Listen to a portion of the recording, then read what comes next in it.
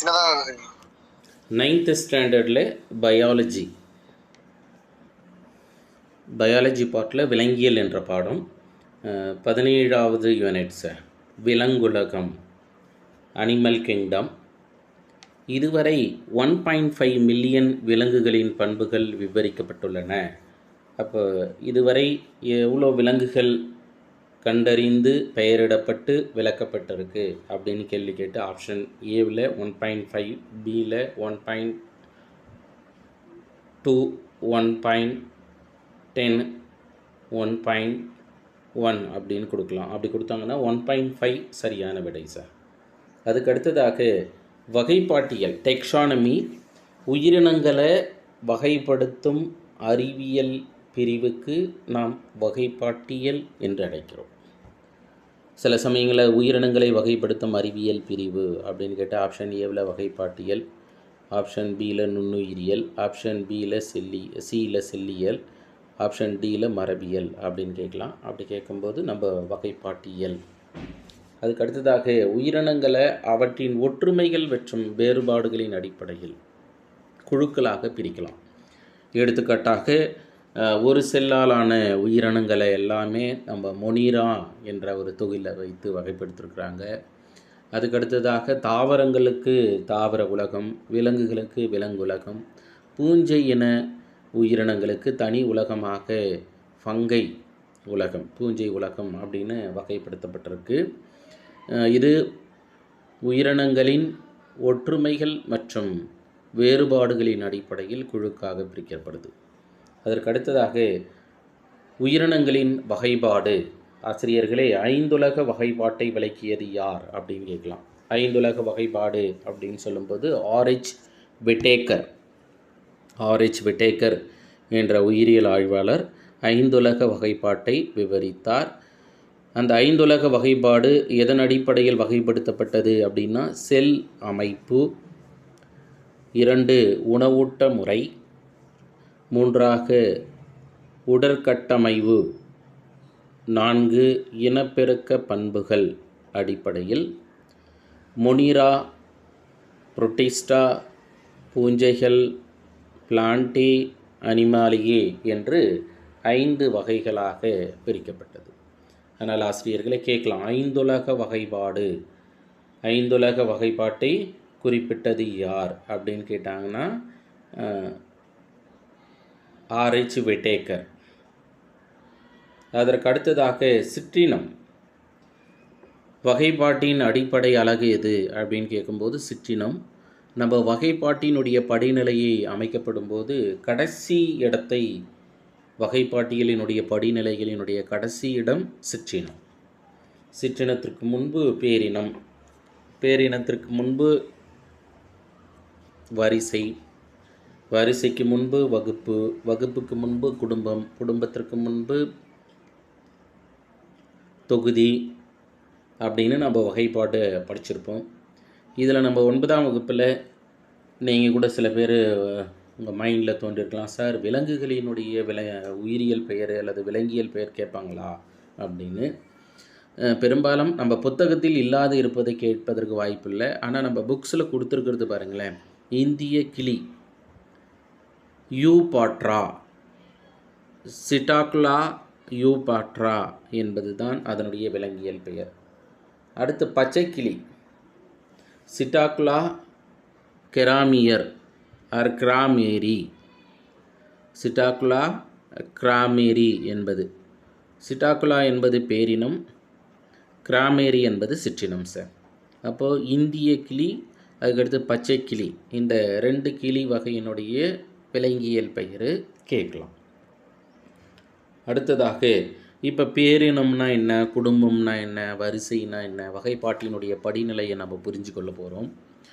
எடுத்துக்காட்டாக நெருங்கிய தொடர்புடைய சிற்றினங்கள், நெருங்கிய தொடர்புடைய சிற்றினங்கள் என்பது பேரினம் என்றும், எடுத்துக்காட்டாக இந்தியாவின் நரி குள்ள நரி, கேனிஸ் பெலிபெஸ், கேனிஸ் அரியஸ்.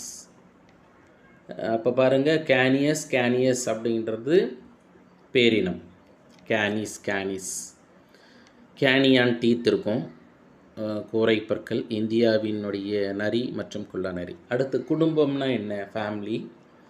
ஃபேமிலின்றது என்ன சொல்லப்படுதுன்னா, பல்வகை பேரினம் ஒன்றாக சேர்ந்து பல்வகை பேரினங்களை ஒன்றாக சேர்த்து பார்ப்பதை குடும்பம். எடுத்துக்காட்டாக சிறுத்தை, புலி மற்றும் பூனை. இந்த 3 வகையான விலங்குகளும் ஒரே ஃபேமிலியான பெலிடே குடும்பத்தை சார்ந்தது. பெலிடே. அடுத்ததாக வரிசை. பொதுவான பண்புகளால் ஒன்றுடன் ஒன்று தொடர்புடைய பல வகுப்புகள் நாம் பண்புகள் என்று குறிப்பிடுகிறோம். எடுத்துக்காட்டு குரங்குகள், வாலற்ற பெரும் குரங்குகள், மனித குரங்குகள் மற்றும் மனிதன். எல்லோருமே எந்த வரிசையில் வைத்து வகைப்படுத்தப்பட்டிருக்கு அப்படின்னா, பிரைமேட் என்ற வரிசை. அடுத்து வகுப்பு. வகைப்பாட்டியலின் அடுத்த படிநிலையாக வகுப்பு. ஒன்றுடன் ஒன்று தொடர்புடைய அல்லது ஒரே மாதிரியான வரிசை கொண்டதை நாம் வகுப்பு என்று குறிப்பிடுகிறோம். எடுத்துக்காட்டாக முயல், எலி, வௌவால், திமிங்கலம், மனித குரங்கு மற்றும் மனிதன். எல்லோரும் எந்த வகுப்பை சார்ந்தவர்கள்? பாலூட்டி. நீரில் கடலில் வாழக்கூடிய திமிங்கலம் பாலூட்டி வகை. பறக்கும் திறனை பெற்ற ஒரு பாலூட்டி வௌவால். முயல், எலி, மனித குரங்கு, மனிதன் எல்லோரும் பாலூட்டிகள் என்று. இதனைத் தொடர்ந்து தொகுதி. ஒன்றுடன் ஒன்று தொடர்புடைய வகைகளை நம்ம தொகுதி என்று குறிப்பிடுகிறோம். எடுத்துக்காட்டாக பாலூட்டிகள், பரப்பன, ஊர்வன, இருவாழ்விகள், மீன்கள். இந்த 5 வகுப்பும் மீன்கள், இருவாழ்விகள், ஊர்வன, பரப்பன, பாலூட்டிகள். Fishes, ஆம்பிபியா, reptiles, Aves and mammals. இவை அத்தனையும் முதுகு நாணிகள் என்ற ஒரு தொகுதியில் வைத்து நாம் வகைப்படுத்துகிறோம். ஆசிரியர்களே, விலங்கு வகைப்படுத்தப்படும் போது முதுகு நாணிகள் என்றும் முதுகு நாணற்ற உயிரினங்கள் என்றும் வகைப்படுத்தியிருக்கோம். அப்போ இந்த 5 வகையான வகுப்புகளை கொண்ட விலங்குகள் அத்தனையும் ஒரே தொகுதியாக முதுகு நாணிகள், மீன்களில் தொடங்கி பாலூட்டி வகை. உலகம் அப்படின்னு எடுக்கிறோம். இது மேம்பட்ட வகையை சார்ந்தது. மிகப்பெரிய பிரிவு உலகம். எடுத்துக்காட்டாக தாவர உலகம், விலங்குலகம், பூஞ்சை உலகம், புரோட்டிஸ்டா, மொனீரா என்று 5 உலக வகைப்பாடு ஆராய்ச்சி விட்டேக்கர் அவர்களின் மூலமாக வகைப்படுத்தப்பட்டிருக்கு. அதற்கடுத்து ஆசிரியர்களே, அந்த வகைப்பாட்டு நிலை அப்படின்னு நம்ம பார்க்கும்போது முதலில் உலகம், கிங்டம்மு. அதுக்கடுத்து தொகுதி, ஃபைலம். அடுத்து வகுப்பு. அடுத்து வரிசை, ஆர்டர். குடும்பம், ஃபேமிலி. பேரினம், ஜீனஸ். சிற்றினம், ஸ்பீசிஸ். இதுதான் வரிசைகரமான படிநிலை. இங்கே எப்படி கேள்வி கேட்கலான்னா, சில சமயங்களில் இந்த படிநிலையை ஆப்ஷன் ABCDயில் ஆப்ஷன் ஏவில் உலகம், தொகுதி, வகுப்பு, வரிசை, குடும்பம், பேரினம், சிற்றினம். பியில் தொகுதி, உலகம், வகுப்பு, வரிசை, குடும்பம், பேரினம், சிற்றினம். சியில் உலகம், தொகுதி, வகுப்பு, வரிசை, குடும்பம், சிற்றினம், பேரினம். ஆப்ஷன் டியில் உலகம், தொகுதி, வரிசை, வகுப்பு, குடும்பம், பேரினம், சிற்றினம் அப்படின்னு கொடுக்கலாம் சார். அப்படி கொடுத்தாங்கன்னா ஆப்ஷன் ஏவா, பியா, சியா, டியா என்றால் ஏ ஆப்ஷன் சரி. ஏன்னா அதில் தான் நான் குறிப்பிடும்போது உலகம், தொகுதி, வகுப்பு, வரிசை, குடும்பம், பேரினம், சிற்றினம் என்று குறிப்பிட்டிருந்தோம். அடுத்ததாக வகைப்பாட்டின் அடிப்படை. எப்படி சார் இந்த உயிரினங்களை வகைப்படுத்துகிறாங்க அப்படின்னா, முதல்ல கட்டமைப்பு நிலை அப்படின்னு ஒரு கேட்டகரி எடுக்கிறோம். அப்போ கட்டமைப்பு நிலை அப்படின்னு சொல்லும்போது செல்களின் தொடர் வரிசை அமைப்பை பொறுத்து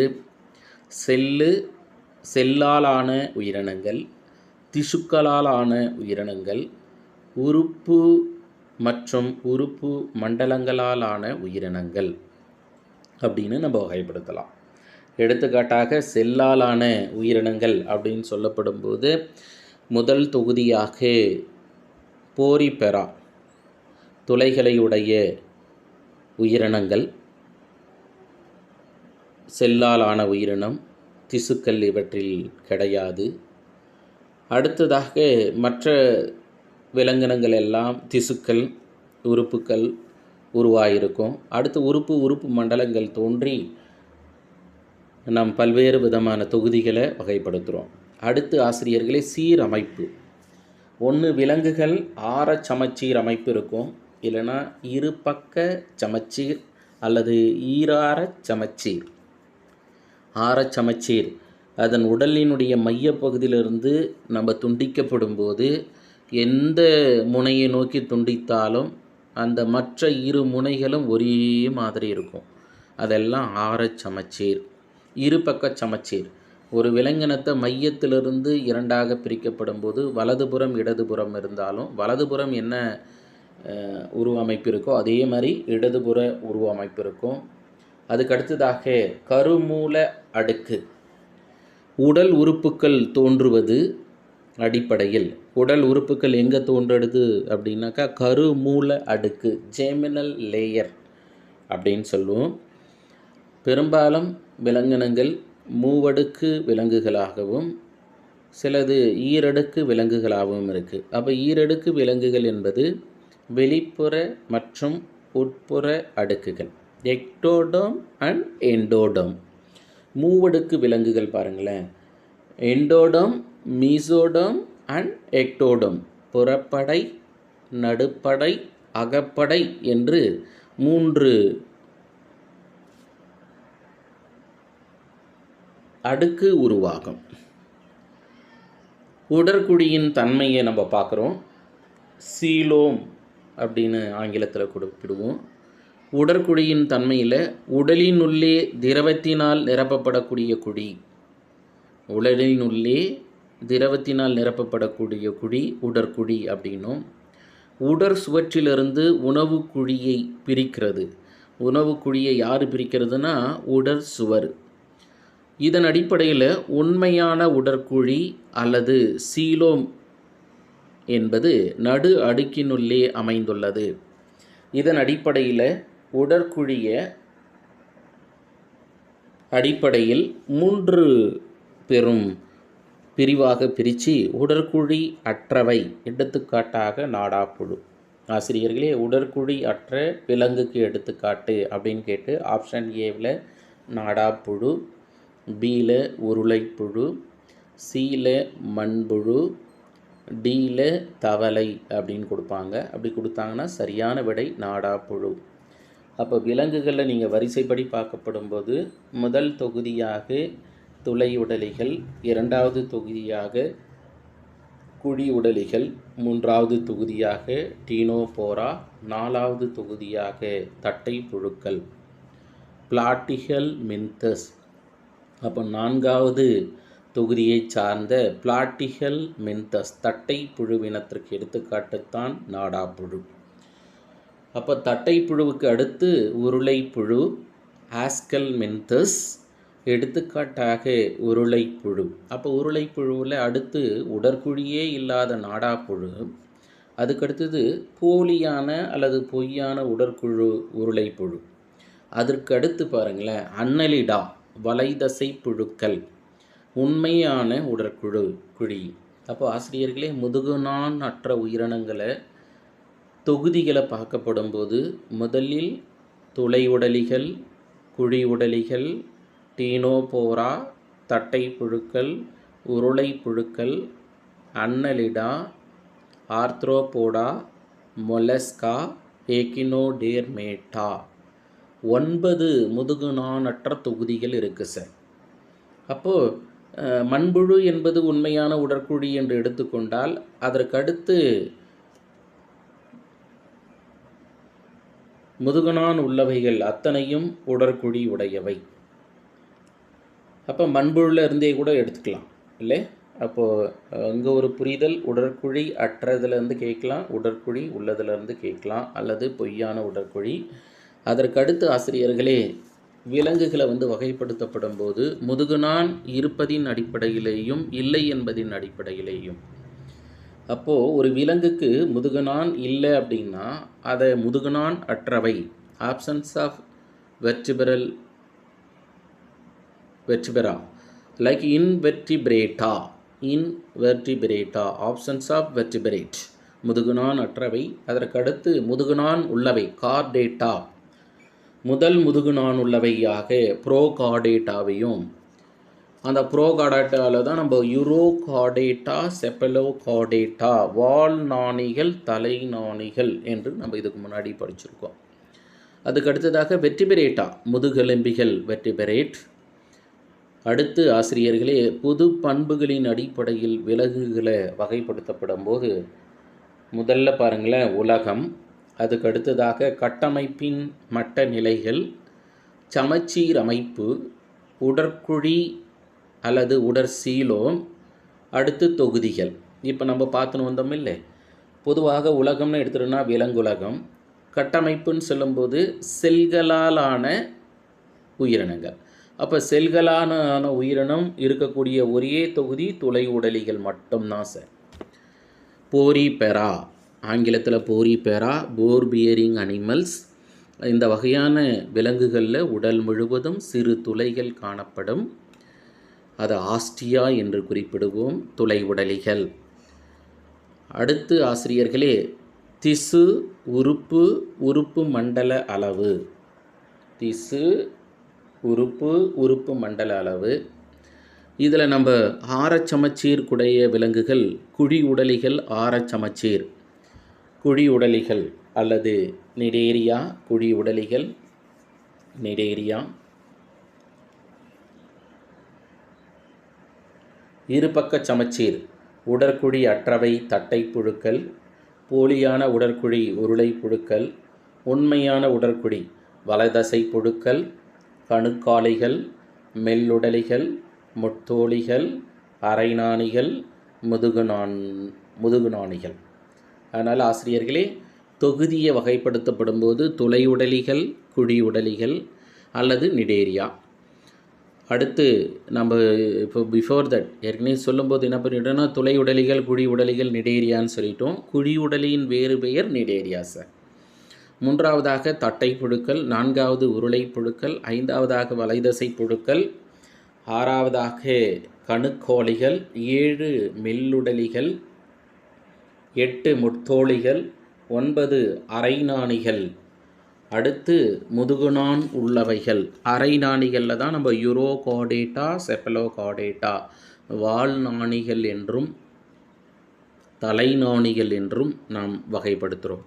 அதனால் Porifera, Coelenterata or Cnidaria, Platyhelminthes, Aschelminthes, Annelida, Arthropoda, Mollusca, Echinodermata, Hemichordata, Vertebrata அப்படின்னு மொத்தம் 10 தொகுதிகளாக நாம் வகைப்படுத்துகிறோம்.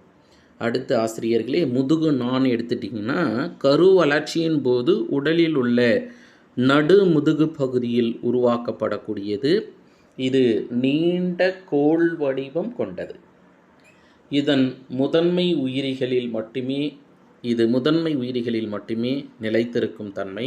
ஆனால் மற்ற விலங்குகளில் முதுகெலும்பு தொடராக மாறுகிறது. அந்த முதன்மை விலங்கு அப்படின்றது அரைநாணிகள் சொல்கிறமே அது சார். அதுக்கு அடுத்ததாக இரு பெயரிடும் முறை. இது அறிமுகப்படுத்தியது யார் அல்லது இரு சொல் பெயரிடும் முறையை குறிப்பிட்டது யார் அப்படின்னு கேட்கலாம். அப்படி கேட்டாங்கன்னா கரோலஸ் லினேயஸ்.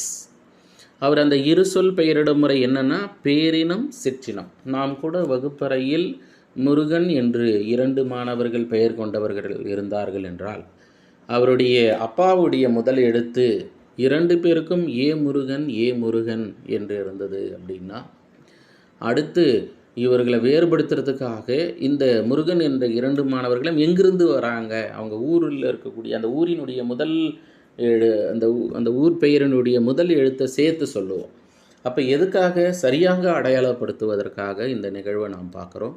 அதே மாதிரி விலங்குகளை பெயரிடப்படும் போது, தாவரங்களை பெயரிடப்படும் போது ஒரே மாதிரியான உருவமைப்பு கொண்ட தாவரம் மற்றும் விலங்குகளை பேரினம் சிற்றின பெயர்களில் வேறுபடுத்தப்படும் முடியும் என்று கருதி கரோலஸ் லினேயஸ், அதனால் இவரை நவீன வகைப்பாட்டியலின் தந்தை என்று அழைக்கிறோம்.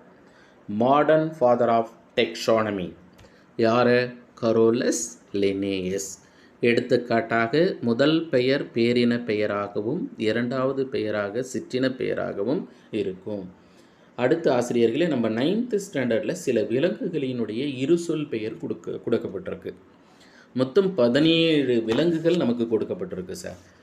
17 விலங்குகள் ஏற்கனவே பச்சை கிளி பார்த்துருக்குறோம், இந்திய கிளி பார்த்துருக்குறோம்.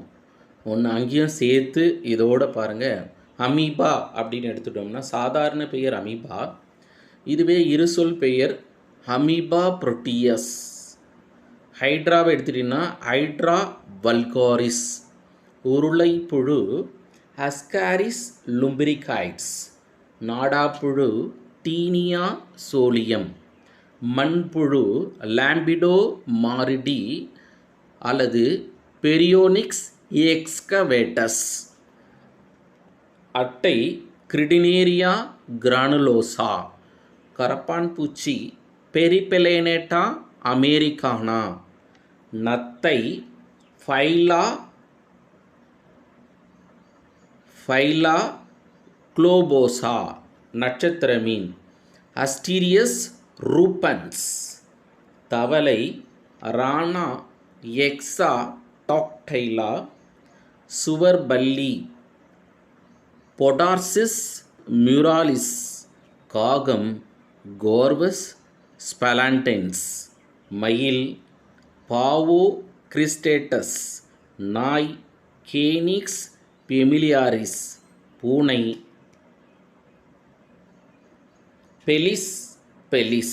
புலி பாந்த்ரா டைக்ரிஸ். மனிதன் ஓமோ சேப்பியன்ஸ். அதனால் ஆசிரியர்களே, இந்த இடம் பொதுப்பெயர் இருசொல் பெயர்லேருந்து கேட்கலாம் சார். மனிதன்னா ஓமோ சேப்பியன்ஸு, புலின்னா பாந்த்ரா டைக்ரிஸு, பூனைனா பெலிஸ். இந்த பெலிஸ் என்று பேரின பெயரும் சிற்றின பெயரும் ஒரே மாதிரி இருக்கிறதால இந்த பெயர் அமைப்பை டாட்டோனிமம் என்று அழைப்போம். டாட்டோனிம். ஆசிரியர்களை கேட்கலாம், டாட்டோனிம் அப்படின்னா பேரின பெயரும் சிற்றின பெயரும் ஒரே மாதிரி இருந்தால் அதுக்கு பேர் டாட்டோனிம். எங்கே இருக்குது டாட்டோனிம்மு அப்படின்னா பூனைக்கு இருக்குது பாருங்கள், பெலிஸ். பேரினமும் ஒரே மாதிரி இருக்குது, சிற்றின பெயரும் ஒரே மாதிரி இருக்குது. இது மாதிரி பேரின பெயரும் சிற்றின பெயரும் ஒரே மாதிரி இருந்தால் அதை டாட்டோனிம் அப்படின்றோம். அடுத்து இப்போ ஒவ்வொரு தொகுதியாக பார்க்க போகிறோம் சார். ரொம்ப அதிகமான ஒரு பாயிண்ட்லாம் இல்லை, 9th ஸ்டாண்டர்டுன்றதால அதில் முதல் தொகுதியாக துளை உடலிகள், ஆங்கிலத்தில் போரி பெரா. துளை உடலிகள்னால் ஏன் இதை துளை உடலிகள்னு வச்சாங்கன்னா, இந்த வகையான விலங்குகள் உடல் முழுவதும் சிறு துளைகள் காணப்படுது, அதனால் இதை துளை உடலிகள்னாங்க. இது பல செல்களை கொண்ட இயங்குத்தன்மையற்ற நீர்வாழ் உயிரி, இயங்காது. அடுத்து செல் அளவிலான கட்டமைப்பு பாருங்களேன். நம்ம அந்த துளை சொன்னோமில்ல, ஆஸ்டியா.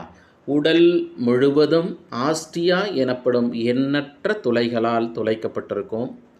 கடல் நீரானது இத்துளை வழியாக நுழைந்து நீரோட்ட மண்டலம். இதனுடைய சிறப்பு பண்பு ஆசிரியர்களே, தொகுதி துளை உடலிகள்னு ஏன் கண்டுபிடிச்சோன்னாக்கா, சில வகையான விலங்குகளில் உடல் முழுவதும் துளைகள் இருக்குது, அதனால் அதை துளை உடலிகள் என்ற தொகுதி வச்சிட்டோம். அடுத்து இந்த தொகுதியில் சிறப்பு வாழ்ந்த பண்பு என்ன சார் அப்படின்னா, நீரோட்ட மண்டலம், வாட்டர் கெனால் சிஸ்டம். இந்த நீரோட்டத்தின் வழியாக உணவு மற்றும் ஆக்சிஜன் உடல் முழுவதும் சுழற்சி அடைகிறது, பின்பு ஆஸ்குலம் வழியே நீர் வெளியேற்றுகிறது. ஆசிரியர்களை கேட்கலாம், எதன் வழியாக நீர் வெளியேற்றப்படுகிறது அப்படின்னு கேட்டாங்கன்னா, ஆஸ்குலம். எதன் வழியாக நீர் உள்ளே செல்கிறது? அந்த நீர் ஏன் உள்ளே செல்லணும்? நீரில் இருக்கக்கூடிய ஆக்சிஜன் நீரில் இருக்கக்கூடிய நுண்ணுயிரிகளை உணவு ஆக எடுத்துக்கொள்கிறது. அடுத்து உடல் சுவர் எடுத்துக்கிட்டிங்கன்னு வச்சுங்களேன், வெளிப்புறத்தில் ஸ்பிக்யூல்ஸ் என்னும் நுண்முட்களால் ஆனது. கேட்கலாம் சார், உடல் சுவர் இல்லை, நுண்முட்களால் ஆன ஸ்பிக்யூல் காணப்படக்கூடிய உயிரினம் அப்படின்னு கேட்டாங்கன்னா, அல்லது தொகுதி அப்படின்னு கேட்டாங்கன்னா துளை உடலிகள். இது புறச்சட்டக அமைப்பு அப்படின்னு எடுத்துக்கலாம். இவற்றில் பாலின மற்றும் பாலிலா முறைகளில் இனப்பெருக்க செய்யும் இயல்புடையது. பாலின பெருக்கம் என்பது ஆணின செல்லாகிய விந்து செல்லும் பெண்ணின செல்லாகிய அண்டச்செல்லும் ஒன்றாக இணைந்து கருவுறுதல் நடைபெறும். இவற்றிற்கு பாலின பெருக்கம். பாலிலா இனப்பெருக்கம் என்பது கேமிட்டுகள் இணைவின்றி இனச்செல்கள் இணைவின்றி பெற்றோர் உயிரிலிருந்து நேரடியாக சேய் உயிரிகள் உருவாக்கப்படுதல். எடுத்துக்காட்டாக யூப்ளக்டெல்லா சைகான். அதற்கடுத்து ஆசிரியர்களே தொகுதி 2 குழி உடலிகள். சீலென்டிரேட்டா அல்லது நிடேரியா பெரும்பாலும் கடல் மற்றும் சில நன்னீரில் வாழும். இதனுடைய வாழிடம் பார்க்கும்போது கடல் தான். சில குழி உடலி உயிரினங்கள் நன்னீரில் வாழும். நம்ம முதல் தொகுதி என்பது செல் அளவிலான கட்டமைப்பு, குழி உடலிகள் என்பது திசு அளவிலான கட்டமைப்பு. அப்போ திசு என்பது செல்களின் தொகுப்பை நாம் திசுக்கள் என்று அழைக்கிறோம். அடுத்து ஆசிரியர்களே சமச்சீர் அமைப்பை பார்க்கும்போது ஆரச் சமச்சீர் கொண்டது. நிடேரியாவில் இருக்கக்கூடிய ஜெல்லி மீனையோ அல்லது ஹைட்ராவையோ மையப்பகுதியிலிருந்து மேல் நோக்கியும் மையப்பகுதியிலிருந்து கீழ் நோக்கியும் மையப்பகுதியிலிருந்து பக்கவாட்டோ அகவும் துண்டிக்கப்படும் போது 2 பகுதிகளும் ஒரே மாதிரியான அமைப்பு இருக்கும் சார். அதுதான் ஆரச் சமச்சீர். இதில் இரு அடுக்கு உயிரி என்று குறிப்பிடுவோம். இவற்றை என்னன்னா இந்த ஈரடுக்கு உயிரிகளானது புற அடுக்கு அக அடுக்கு இருக்கும். இதுக்கு இடையில் மீசோக்ளியா என்ற அடர்ந்த கூழ்ம பொருட்கள் உண்டு. இவற்றில் சீலென்டிரான் என்ற வயிற்றுக்குழியும் உண்டு. வாய் துவாரத்தின் மூலம் வெளித்தொடர்பு கொண்டிருக்கும். வாயை சுற்றி சீலென்டிரான் கேட்கலாம். வாயை சுற்றி சிறிய உணர் நீட்சிகள் இருக்குது. புறப்படையில் கொட்டும் செல்கள் அல்லது நெமட்டோசிஸ்டுகள் நீடோபிளாஸ்ட்னு சொல்லுவோம். கட்டாயம் நம்ம இந்த தொகுதியிலிருந்து வினா கேட்டாங்கன்னா பெரும்பாலும் என்ன கேட்பாங்க அப்படின்னா கொட்டும் செல்களை கேட்கலாம் சார். கொட்டும் செல்லினுடைய பெயர் நெமட்டோசிஸ்டுகள். கொட்டும் செல்கள் அல்லது நெமட்டோசிஸ்டுகள். கொட்டும் செல்கள் அல்லது நெமட்டோசிஸ்டுகள் அல்லது நீடோபிளாஸ்டுகள் அமைந்துள்ள தொகுதி ஆப்ஷன் ஏ துளை உடலிகள், ஆப்ஷன் பி குழி உடலிகள், ஆப்ஷன் சி தட்டை புழுக்கள், ஆப்ஷன் டி உருளை புழுக்கள் அப்படின்னு கேட்டாங்கன்னா குழி உடலிகள் கரெக்டு சார். அதுக்கடுத்து சிறப்பு வாழ்ந்த பண்பு இந்த தொகுதியில் இருக்குது சார். என்னென்னா பல குழி உடலிகள் பல்லுருவ அமைப்பு கொண்டதான், பாலிமார்பிசம். எடுத்துக்காட்டாக நிலையான அமைப்பை பாலிப் என்றும் நிலையற்ற மிதப்பவையை மெடுசா என்றும் மாறி மாறி தன் வாழ்நாள் நிகழ்வை மேற்கொள்கிறது. அதனால் பாலின மற்றும் பாலிலா இனப்பெருக்கம் கொண்டவையாக பார்க்குறோம். எடுத்துக்காட்டாக ஹைட்ரா, ஜெல்லி மீன். அப்போது எடுத்துக்காட்டை கேட்கலாம், ஹைட்ரா அண்டு ஜெல்லி மீன். அதுக்கு அடுத்து ஆசிரியர்களே தட்டை புழுக்கள் சார். 3வது தொகுதியாக தட்டை புழுக்கள். பெரும்பாலானவை ஒட்டுண்ணி வாழ்க்கை. இவை உறிஞ்சிகள், சக்கர், கொக்கிகள், கூக்ஸ் உதவியால் விருந்தோம்பியின் குடலில் ஒட்டிக்கொள்கின்றன. இப்போ நம்ம ஒட்டுண்ணி வாழ்க்கைன்னு சொல்லிட்டோம். ஆசிரியர்களே இது எந்த வகையான ஒட்டுண்ணி சொல்ல முடியுமா?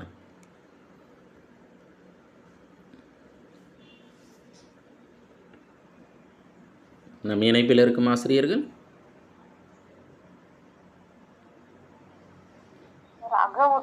அவ்வளோதான் சார். குட். அக ஒட்டுண்ணி.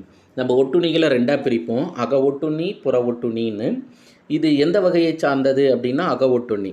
பெரும்பாலும் இந்திய வாழ் மக்களில் 99% பேருக்கு தட்டை புழுக்கள், உருளை புழுக்கள் அக ஒட்டுண்ணியாக வாழ்கிறது அப்படின்றாங்க.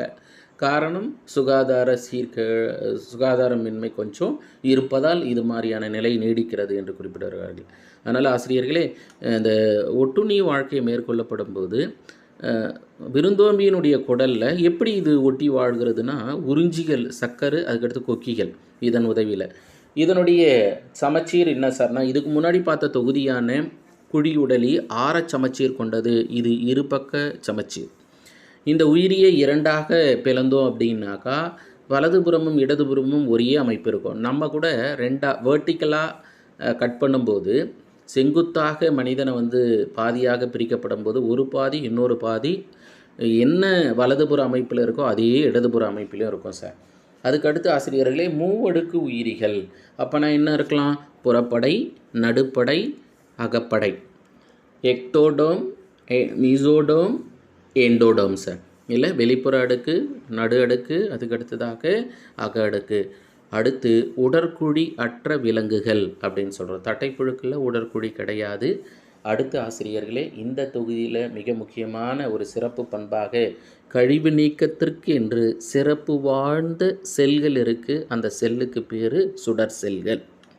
இங்கிலீஷில் ஃப்ளேம் செல்ஸ். சில சமயங்களில் அவங்க என்ன பண்ணுவாங்க அப்படின்னாக்கா, இங்கிலீஷில் இருக்குது பார்த்தீங்களா, ஃப்ளேம் செல்ஸு, ஃப்ளேம் செல்கள் அப்படின்னு கூட தமிழ் எழுதலாம். அதனால் கல்லீரல் புழு, நாடாப்புழு எடுத்துக்காட்டாக கொடுக்கப்பட்டிருக்கு. தட்டைப்புழுக்களில் இருக்கக்கூடிய விலங்குகளின் கழிவு நீக்கம் எந்த செல்களின் மூலமாக நடைபெறுது அப்படின்னா சுடர் செல்கள். அடுத்து இருபால் உயிரிகள். ஆண் பெண் இனப்பெருக்க உறுப்புகள் ஒரே உயிரில் காணப்படுது. அதனால் இதை இருபால் உயிரிகள். எடுத்துக்காட்டாக கல்லீரல் புழு, நாடாப்புழு. அதுக்கடுத்து ஆசிரியர்களே, தொகுதி நெமட்டோடா. தொகுதி நெமட்டோடா பிராக்கெட்டில் உருளை புழுக்கள். இந்த வகையான விலங்குகள் உருளை வடிவில் காணப்படும். முதுகுநான் அற்றது, உருளை வடிவம். நெமட்டோடா உடல் வந்து உருளை வடிவமாக இருந்ததால் உடல் உருளை வடிவத்தில் காணப்படக்கூடிய அத்தனை விலங்குகளையும் நெமட்டோடா அல்லது உருளை புழுக்கள் என்ற தொகுதியில் வைத்து வகைப்படுத்தப்படுது. இவை பல வகை தனித்து மண்ணிலும் மற்றவை ஒட்டுண்ணியாகவும் வாழ்கிறது. இருபக்க சமச்சீர், மூவடுக்கு உயிரிகள், பொய்யான உடற்குடி. ஆசிரியர்களே, இதுக்கு முன்னாடி பார்த்தது உடற்குடி அற்றது. அதுக்கடுத்து பார்த்த தொகுதிகள்லாம் உடற்குடியை பற்றி பேசவே முடியாது, ஏன்னா கீழ்நிலை விலங்குகள். அடுத்து இந்த தொகுதியில் நெமட்டோடா உருளை புழுக்களில் பொய்யான உடற்குடி, கண்டங்கள் அற்றது, அன்செக்மெண்டட். உடலின் மேற்புறத்தில் கியூட்டிக்கல் என்னும் மெல்லிய உரையால் சூழப்பட்டுள்ளது. இதை நாம் தனிப்பால் உயிரி என்று அழைப்போம். ஏன் தனிப்பால் உயிரி என்று அழைக்கிறோம் அப்படின்னா, முதல்ல இந்த விலங்கில்தான் ஆணுயிரி தனியாகவும் பெண்ணுயிரி தனியாகவும் உருவாயிருக்கு சார். இதுக்கு முன்னாடி வரை அதே விலங்கில் ஆணினப்பெருக்க மண்டலமும் பெண்ணினப்பெருக்க மண்டலமும் இருக்கும். அதுக்கு பேர் ஹெர்மாப்ராடைட். ஒரு உயிரியில் ஆணினப்பெருக்க மண்டலமும் பெண்ணினப்பெருக்க மண்டலமும் இருந்தால் அந்த விலங்கை ஹெர்மாப்ராடைட் என்று அழைப்போம். ஆனால் இந்த விலங்கை எடுத்துக்கிட்டிங்க அப்படின்னா தனித்தனி, அதனால் தனிப்பால் உயிரி. எடுத்துக்காட்டாக அஸ்காரிஸ் எடுத்துட்டிங்கன்னா உருளை புழுவான அஸ்காரிஸ், ஆண் அஸ்காரிஸ் இருக்கும், பெண் அஸ்காரிஸ் இருக்கும். அதுக்கடுத்து உச்சேரியா என்று சொல்லக்கூடிய ஏனைக்கால், எலிஃபண்டயாசிஸ், ஏனைக்கால் நோயை உருவாக்கக்கூடிய உச்சேரியா பான்கிராப்டி. அதுக்கடுத்து அஸ்காரிசிஸ் என்று நோயை உருவாக்கக்கூடிய அஸ்காரிஸ் லும்பிரிகாய்ட்ஸ் உருளைப்புழு. அதுக்கடுத்து ஆசிரியர்களே, தொகுதி 5 வலைதசை புழுக்கள். தொகுதி 5 வலைதசை புழுக்கள். அன்னலிடா.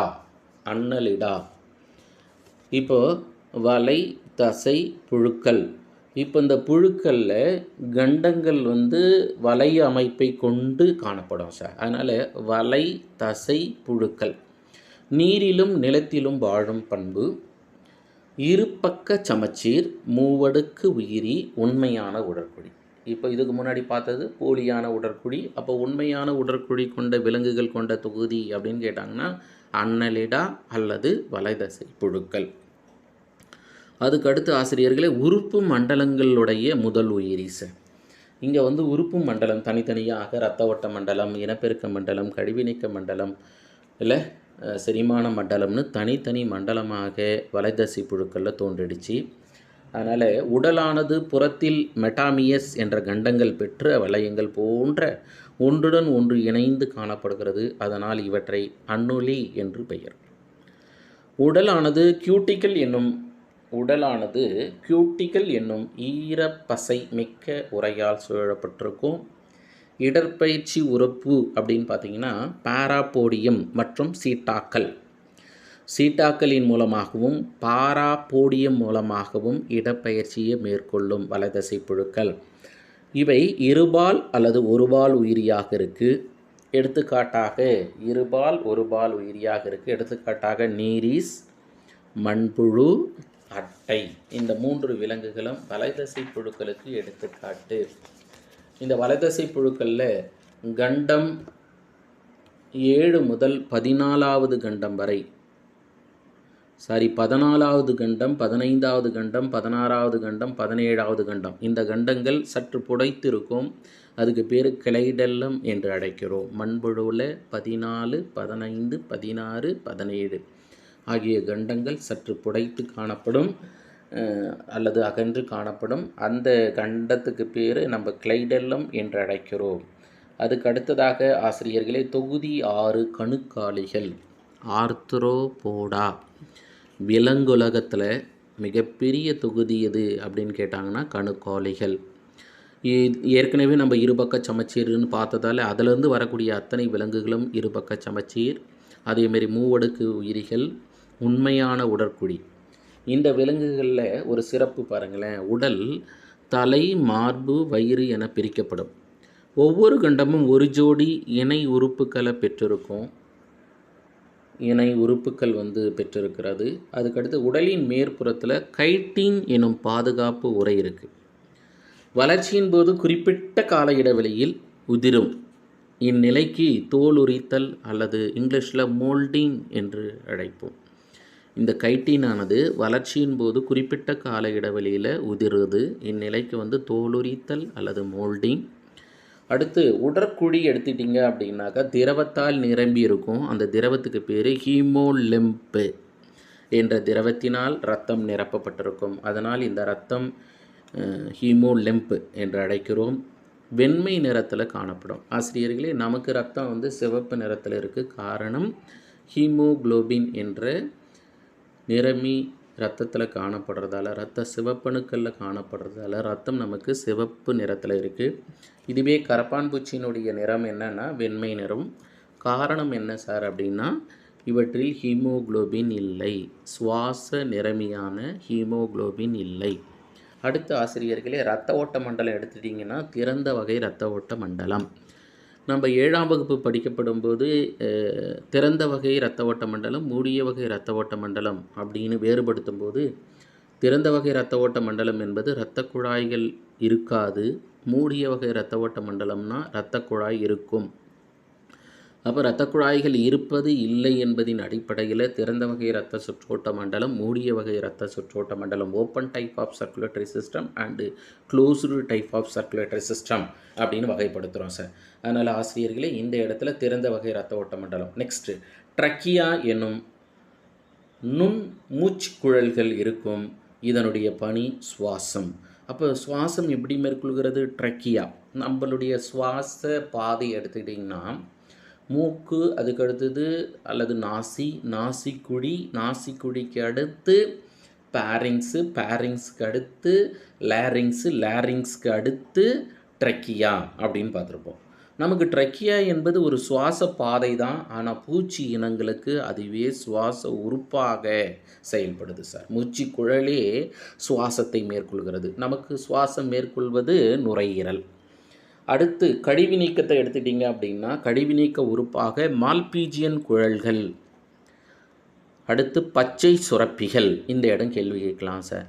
நம்ம ஏற்கனவே தட்டைப்புழு இனங்களில் கழிவு நீக்க செல்லுக்கு பேர் சுடர் செல்கள், இங்கிலீஷில் ஃப்ளேம் செல்ஸ் அப்படின்னு பார்த்தோம். கணுக்காலிகளில் கழிவு நீக்க உறுப்பு மால்பீஜியன் குழல்கள், அடுத்து பச்சை சுரப்பிகள். அடுத்து ஆசிரியர்களே, ஆண் பெண் தனித்தனியாக இருக்கக்கூடிய உயிரி. எடுத்துக்காட்டாக இறால், நண்டு, கரப்பான் பூச்சி, மரவட்டை.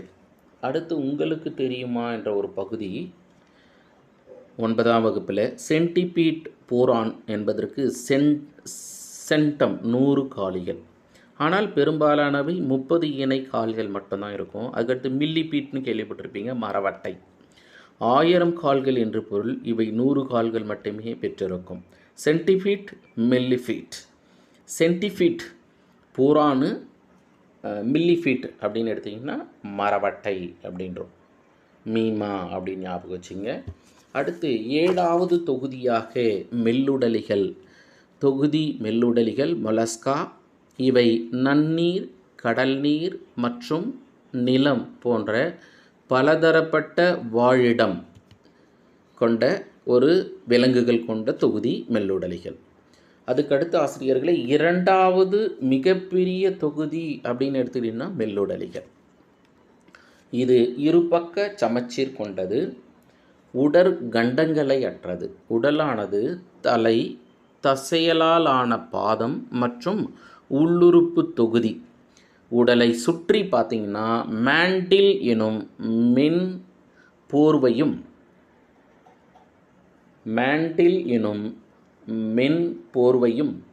வெளிப்புறத்தில் மேண்டிலால் சுரக்கப்பட்ட கடினமான கால்சியத்தாலான ஓடு கால்கேரியஸ் ஷெல் இந்த தொகுதியின் சிறப்பு பண்பு சார். கேட்கலாம். இப்போ நத்தை எடுத்துட்டிங்கன்னா ஓடுடைய நத்தைகள் இல்லை, நத்தை உள்ளே இருக்குது, அதுக்கு மேலே ஓடு இருக்குது, அந்த ஓடு கடினமானது, அது எதனால் ஆனதுன்னு கேட்கலாம் சார். கால்சியம். சுவாசத்தை நீங்கள் பார்க்கப்படும் போது செவல்கள் மூலம் சுவாசத்தை மேற்கொள்ளும், அல்லது நுரையீரல்கள் மூலம், அல்லது சில விலங்குகள் இரண்டின் மூலமும் சுவாசம் நடைபெறலாம். தனிப்பால் உயிரிகள் இருக்குது. ஏன்னா ஆணுயிரி பெண்ணுயிரி தனித்தனி. வளர்ச்சியின் போது லார்வா நிலை காணப்படுது. எடுத்துக்காட்டாக தோட்டத்து நத்தை நம்ம பார்ப்போம் இல்லை, நம்ம வீட்டு பகுதியில் இருக்கிறது. அடுத்து ஆக்டோபஸ். அதுக்கடுத்த தொகுதியாக முதுகணான் அற்ற உயிரியின் கடைசி தொகுதி முட்தோலிகள். தொகுதி முட்தோலிகள். இவை அனைத்தும் கடலில் வாழ்பவை. எதுவுமே நன்னீரில் வாழக்கூடிய விலங்குகள் அல்ல முட்தோலிகள். மூவடுக்கு உயிரிகள். இது உறுப்பு மண்டல அளவிலான கட்டமைப்பு, உண்மையான உடற்குழி. இளம் உயிரி. ஆசிரியர்களை இந்த இடம் கேள்வி கேட்கலாம் சார். இளம் உயிரிகள் இருபக்க சமச்சீரும் முதிர் உயிரிகள் ஆரச் சமச்சீரும் கொண்டது.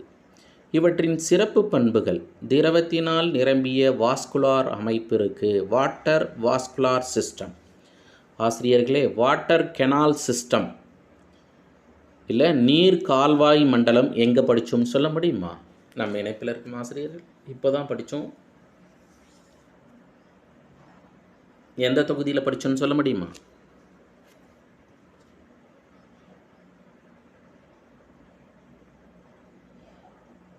வாட்டர் கெனால் சிஸ்டம், நீர் கால்வாய் மண்டலம் எந்த தொகுதியில் சார் பார்த்தோம்?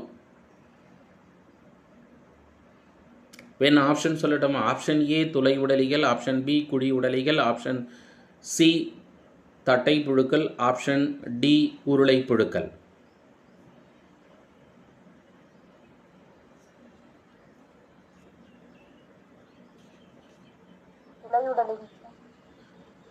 நம்ம முதல் தொகுதி பார்த்தோம் பார்த்தீங்களா சார், துளையுடலிகள் சார்.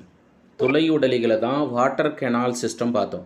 அப்படியே முதுகணான் அற்ற உயிரினங்களில் கடைசி தொகுதி வாங்க, கடைசி தொகுதி முட்தோலிகள். இதில் வாட்டர் வாஸ்குலார் சிஸ்டம் சார். திரவத்தினால் நிரம்பிய வாஸ்குலார் அமைப்பு காணப்படுது. ரெண்டுக்கும் உள்ள வித்தியாசம் அதுதான். அடுத்து இடப்பெயர்ச்சி எடுத்துட்டோம்னா குழாய் கால்கள், டியூபு ஃபீடு அப்படின்னு சொல்லுவோம். புறச்சட்டகம் கால்சியம் தகடுகளாகும், கால்கேரியஸ் ஆசிக்கல்ஸ். வெளிப்புற முட்களாலும் ஸ்பிக்யூல்ஸ், நுண் இடுக்கிகளாலும் பெடிசலேரியா அப்படின்னு கேள்விப்பட்டிருப்போம். இதன் மூலமாக சூழப்பட்டுள்ளது.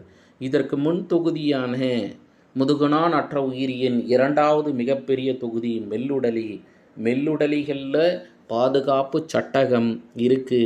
அது கால்சியத்தால் ஆனது.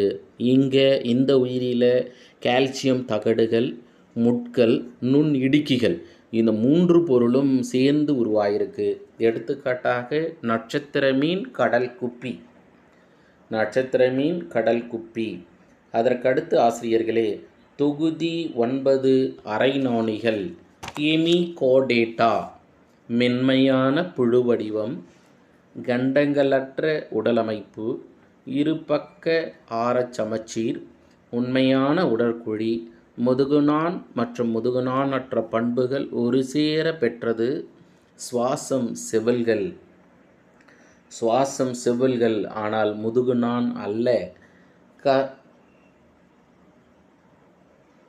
கசை இழைகளால் உணவூட்டத்தை மேற்கொள்கிறது. வலை தோண்டி வாழும் உயிரி.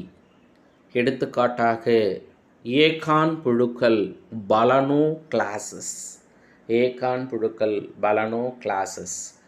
அப்போ நம்ம எடுத்துக்காட்டில் கேட்கலாம். அதுக்கடுத்து முதுகுநான் உள்ளவைகள் அப்படின்னு நம்ம எடுக்கப்படும் போது முதுகுநான் உள்ளவையில் முதுகுநான், முதுகுப்புற நரம்பு வடம் மற்றும் இணை செவில்கள் ஆகிய சிறப்பு அம்சங்கள் காணப்படும். எல்லாமே மூவடுக்கு உயிரிகள். உண்மையான உடற்குழி. உண்மையான உடற்குழி. முதுகுநான் அற்றவை. முதுகுநானில் முதுகுநான் உள்ளவை அப்படின்னு 2 பிரிவில் முதுகுநான் அற்றவைகளை நாம் பார்த்துட்டோம். இப்போ முதுகுநான் உள்ளவையை முன்முதுகு நாணிகள் என்றும் முதுகெலும்பிகள் என்றும் பிரிச்சுக்குவோம். இப்போ முதுகெலும்பிகளின் முன்னோடி என்று முன்முதுகு நாணிகளை நம்ம பார்ப்போம். இதை 2ஆக பிரித்து வால் முதுகு நாணிகள் யூரோகார்டேட்டா. யூரோ என்றால் வால் என்று பொருத்தம். யூரோனா வால், கார்டேட்டான முதுகுநான். அப்போ ஆசிரியர்களே, லார்வல் நிலையில் வால் பகுதியில் முதுகுநான் இருக்கும் சார். அந்த வகையான விலங்கு. எடுத்துக்காட்டாக அசிடியன். தலை முதுகு நாணிகள் அப்படின்னா செப்பல்னா தலைன்னு அர்த்தம் சார். செப்பலோனா தலை. தலஜித் இல்லை, செப்பலோ கோடேட்டா தலை முதுகு நாணிகள். ஆசிரியர்கள் இது 2க்கும் உள்ள வேறுபாட்டில் பாருங்கள். லார்வாவின் வால் பகுதியில், லார்வா நிலையில் வால் பகுதியில் முதுகுநான் இருக்கும். இதை எடுத்துட்டிங்கன்னா தலை முதல் வால் வரை உள்ள நீண்ட நிலையான முதுகுநான் இருக்கும். அதுக்கடுத்தது முதிர் உயிரி இயல்பான அமைப்பை இழந்து தரையில் ஒட்டி வாழும். இதை நீங்கள் தலை முதுகு நாணிகள் எடுத்துக்கிட்டிங்கன்னா மீன் வடிவ கடல்வாழ் முதுகு நாணிகள். முதுகுப்புறத்தில் இணையற்ற துடுப்பு இருக்கும். துடுப்பு இணையாகலாம் இருக்காது, இணையற்றதாக இருக்கும். எடுத்துக்காட்டாக ஆம்பியாக்சஸ். இங்கே எடுத்துக்காட்டு அசிடியன் சார். அசிடியன் அப்படின்னு ஞாபகம் வச்சுங்க. ஆன்றது அசிடியன், ஆன்றது ஆம்பியாக்சஸ். உடலை சுற்றிலும் டியூனிக் என்னும் உரை உண்டு. சிறப்பு வாழ்ந்த பண்பு சார். கேட்கலாம். இந்த வால் முதுகு நாணிகள் யூரோகார்டேட்டா என்பது உடலை சுற்றிலும் ஒரு டியூனிக் என்னும் உரை காணப்படுது. அது அசிடியன் சார். அடுத்ததாக முதுகெலும்பிகள் அப்படின்னு நம்ம வரோம்.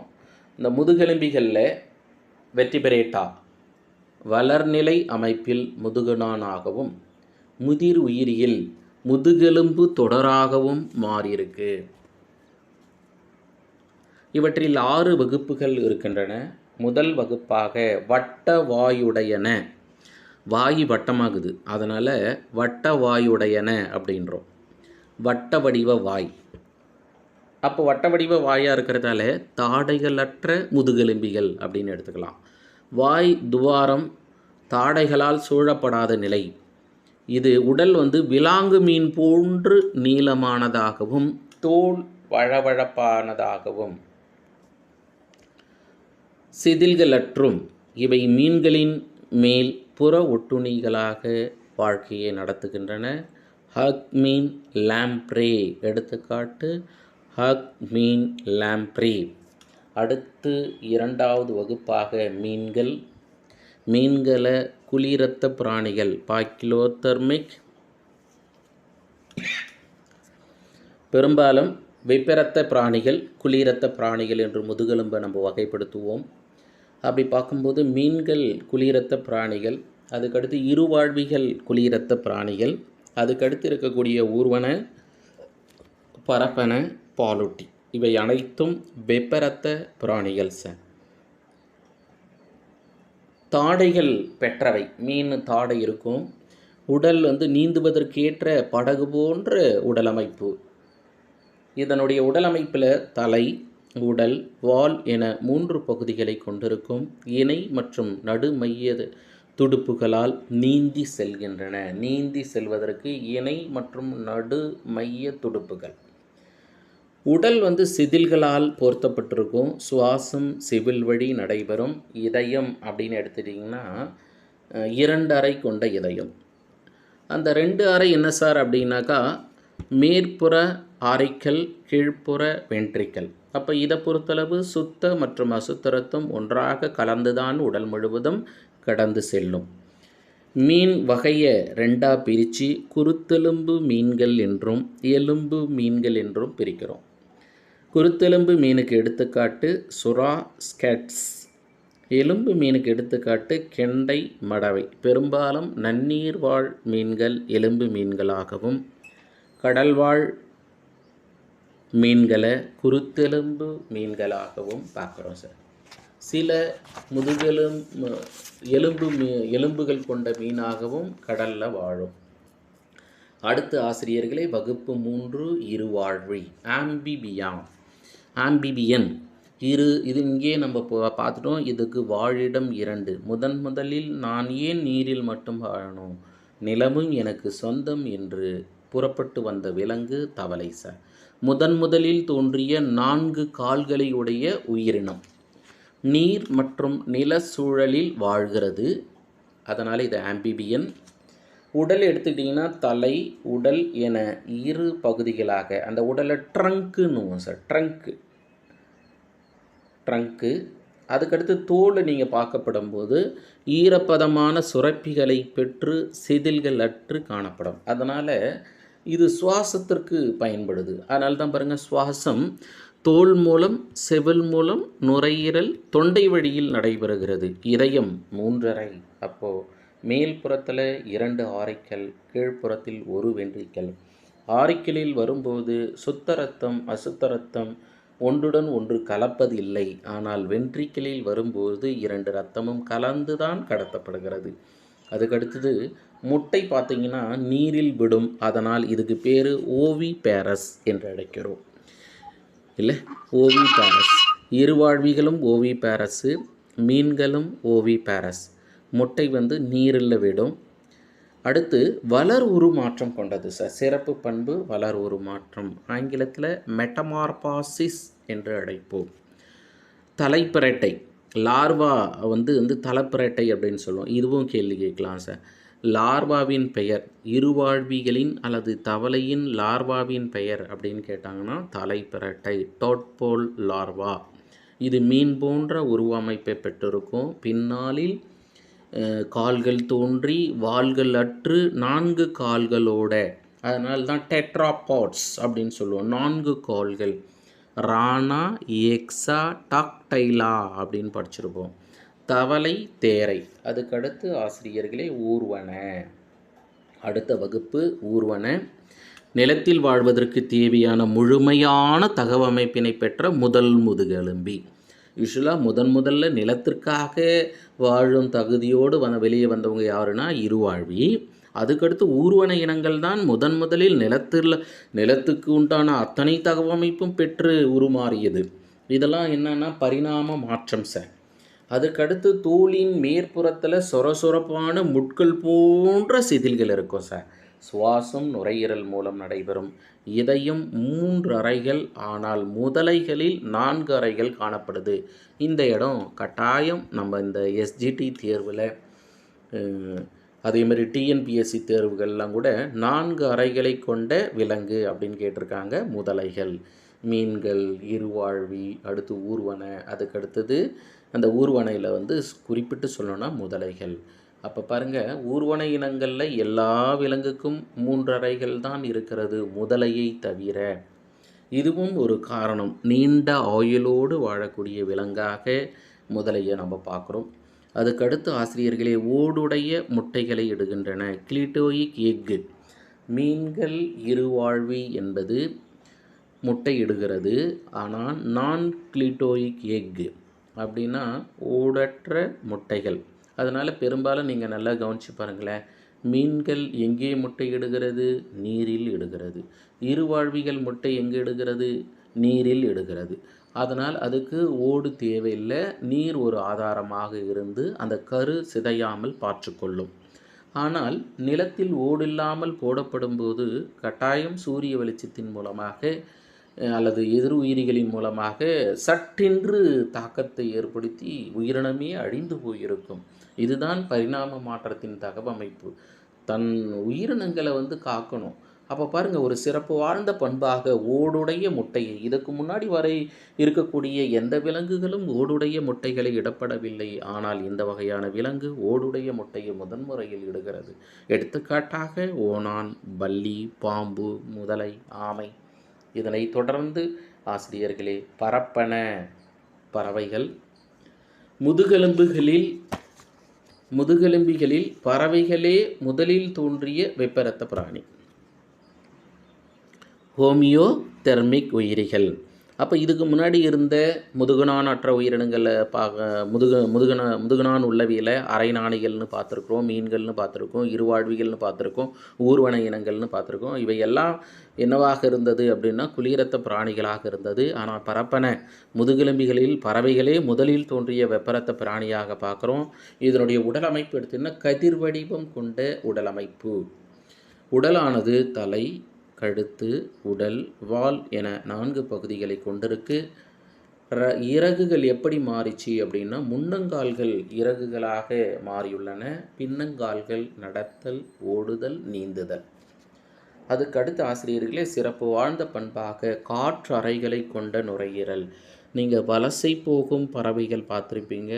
சைபீரியா நாட்டிலிருந்து பல மைல் கடந்து இந்தியாவில் தமிழ்நாட்டில் செங்கல்பட்டு மாவட்டத்தில் வேடாந்தாங்கல் என்ற ஏரிக்கு வந்து இனப்பெருக்க காலங்கள் முழுவதும் இங்கே இருந்து முட்டையிட்டு அதில் இளம் பறவைகளை உருவாக்கி மீண்டும் அந்த பறவைகளோடு இந்தியாவில் தமிழ்நாட்டில் செங்கல்பட்டு மாவட்டம் வேடாந்தாங்கல் பகுதியிலிருந்து மீண்டும் சைபீரியா நாட்டிற்கு வலசை போகிறது.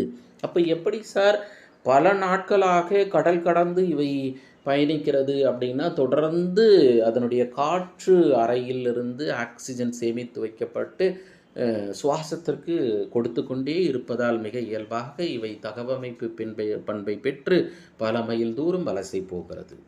அதற்கடுத்து ஆசிரியர்களே, எலும்புகள் மென்மையானவை. ஏன் மென்மையாக இருக்குது? எடை குறைவதற்கு ஒரு காரணம். அதுக்கடுத்து எலும்புகளுக்கு உள்ளே காற்று அறைகள் காணப்படுகிறது. அதனால் இந்த எலும்பின் பெயருக்கு பேர் நுமாட்டிக் போன்ஸ். நீங்கள் இங்கிலீஷில் இருக்குது, நுமாட்டிக் போன்ஸ்னு ஆங்கிலத்தில் இருக்குது சார். தமிழில் அப்படியே நிமாட்டிக் எலும்புகள்னு எழுதிக்கங்க சார். நுமாட்டிக் எலும்புகள் என்று எழுதி கொள்ளுங்கள். முட்டைகள் அதிகளவு கரு உணவு கொண்டது. அதனால் இதை நம்ம என்னன்னு சொல்லுவோம் அப்படின்னாக்கா மேக்ரோலெசித்தல் எக் அப்படின்னு சொல்லுவோம். அதனால தான் பாருங்கள், கரு உணவு அதிகமாக இருக்கிறதால கோழி முட்டைகள், பறவை இன முட்டைகளை நம்ம உணவுக்காக எடுத்துக்கிறோம். அப்போ அறிவியல் தோன்றுவதற்கு முன்பே மெய்ஞானத்தின் அடிப்படையில் மனிதகுலம் உணவாக எடுத்துக்கொள்வதற்கு முட்டையை பயன்படுத்தியிருக்கு. அப்போ என்ன காரணம்னா கரு உணவு அதிகமாக இருக்கக்கூடிய ஒரு முட்டை சார். ஏன் ஊர்வன இன முட்டைகளை நம்ம எடுத்துக்கல அப்படின்னா மிதமளவு கொண்ட கரு உணவு, அதனால் அதை எடுத்துக்கல. அதுக்கடுத்து ஆசிரியர்களே, ஓடுடைய முட்டை சார், கிளிட்டோயிக் எக்கு. ஏன்னா தரையில் தானே முட்டை போடுறாங்க. அப்போ கட்டாயம் கருவு பாதுகாக்கப்பட வேண்டும். எடுத்துக்காட்டாக கிளி, காகம், கழுகு, புறா, நெருப்புக்கோழி. இறுதியான வகுப்பு பாலூட்டிகள். வகுப்பு 6 பாலூட்டி, வெப்பரத்த விலங்குகள்.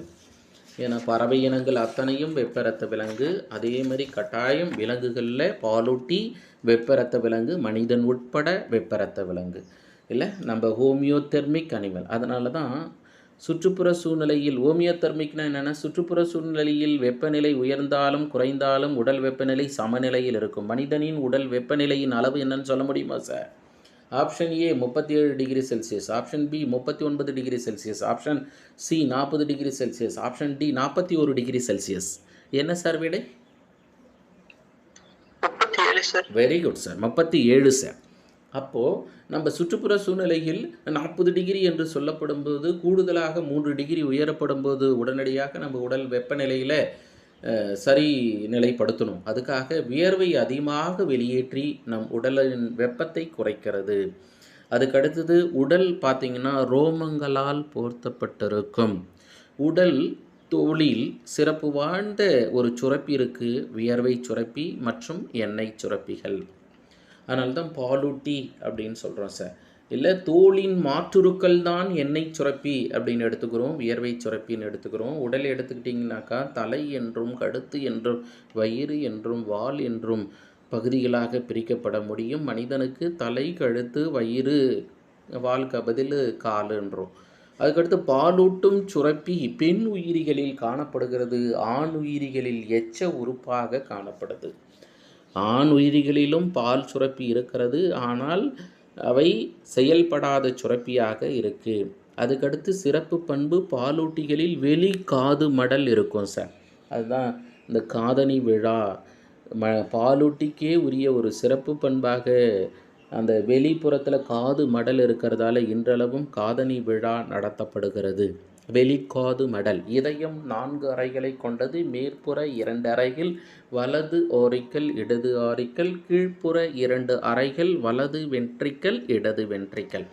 அடுத்து ஆசிரியர்களே, முட்டையிடும் பாலூட்டிகளை தவிர, எடுத்துக்காட்டாக பிளாட்டிபஸ் கேள்வி கேட்கலாம். முட்டையிடக்கூடிய பாலூட்டியின் பெயர் என்ன அப்படின்னா பிளாட்டிபஸ். மற்றது எல்லாமே குட்டி ஈனும் தன்மை கொண்டது. அதனால் தாய் சேய் இணைப்பு திசு பிளசண்டா இவற்றின் சிறப்பு அம்சம். எடுத்துக்காட்டாக எலி, முயல், மனிதன். அடுத்து இறுதியாக மிகச்சிறிய முதுகெலும்பின்னு எடுத்தீங்கன்னா பிலிப்பைன் கோப்பி, குட்டை பிக்மி கோப்பி, வெப்பமண்டல பகுதியில் வாழும் மீனினம். இது சராசரியாக 10 மில்லிமீட்டர் நீளம்தான் இருக்கும். அடுத்து உலகிலேயே மிகப்பெரிய இருவாழ்வி அப்படின்னு எடுத்துட்டிங்கன்னா ராட்சத சாலமெண்டர் ஆண்ட்ரியஸ் டாவிடியன்ஸ் சீனாவில் இருக்குது அப்படின்றாங்க. 5 அடி 11 அங்குலம் 65 கிலோ எடையுடையதான் சார். 65 கிலோ எடையுடையது. அதுக்கடுத்து ஆசிரியர்களே, உணர்ச்சி, தன் விழிப்புணர்வு, ஆளுமை, அறிவாற்றல், தனித்தன்மை மற்றும் மனிதர்களுடனான பண்பு கொண்ட ஒரே முதுகுநானற்ற உயிரி ஆக்டோபஸ். தமிழ்நாட்டின் மாநில பறவை மரகத புறா இல்லை கேலோகோபப்ஸ் இண்டிகா. அடுத்து மிக பெரிய விலங்கு திமிங்கலம். 35 மீட்டர் நீளம், 120 டன் எடையுடையது. முழுவதுமாக நாம் 9ஆம் வகுப்பு